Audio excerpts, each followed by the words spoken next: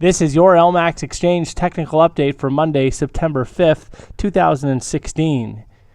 Euro dollar. So the euro continues to stall out above the 100-day moving average. We saw that again on Friday, and the overall pressure remains on the downside, with fresh downside extension seen back towards the 109 area, looking at that 109.12 low, that critical low that we saw back on the 24th of June.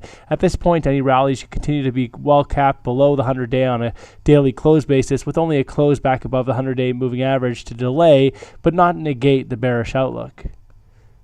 Sterling dollar. So cable has rallied back up to some key range resistance. If you look back over the past several months, the market has been rallying up towards the 135 area, but has stalled out. And any rallies here should be once again well capped ahead of 135, up towards next key resistance at 33.72 in favor of another topside failure and break back down towards a retest of those recent 30-year lows, plus 30-year lows that we saw back in July, down around 128. Again, only a close above 133.72, maybe even 135 would take the immediate pressure off the downside. Dollar yen. So dollar yen has been trading up over the past several sessions, but overall the market remains confined to a downtrend, and the market should be looking for that next lower top below 107.49 in favor of the next major downside extension below the recent 2016 and multi-month lows at 98.99 from back in June.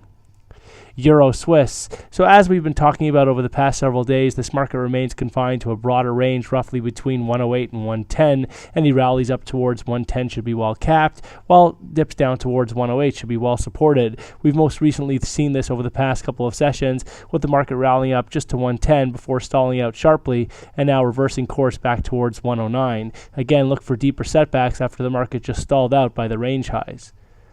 Aussie dollar. So Aussie has been rolling over the past several days since topping out at 77.58, just below the 2016 peak at 78.35, and there is risk for deeper setbacks now towards next key support at 74.21. Dollar CAD. So dollar CAD looks to be carving out a major base on a medium-term basis, and so any setback should be very well supported, this time ahead of 27.64 in favor of the next major upside extension beyond 32.54 and into the 135 to 140 area. Only back below 127.64 would delay but not negate the constructive outlook for dollar CAD.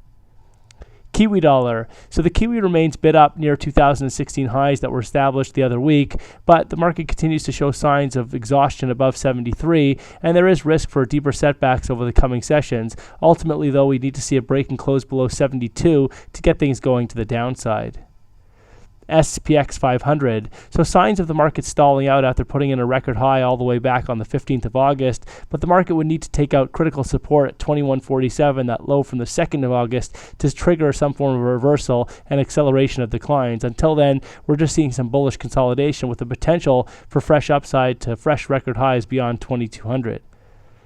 Gold. So gold continues to be very constructive, and although we saw some dips over the past several days, ultimately the market is looking for a medium-term higher low above the 100-day moving average or around it in favor of the next major upside extension beyond 1375, that 2016 peak, and towards the 1450 to 1500 area further up.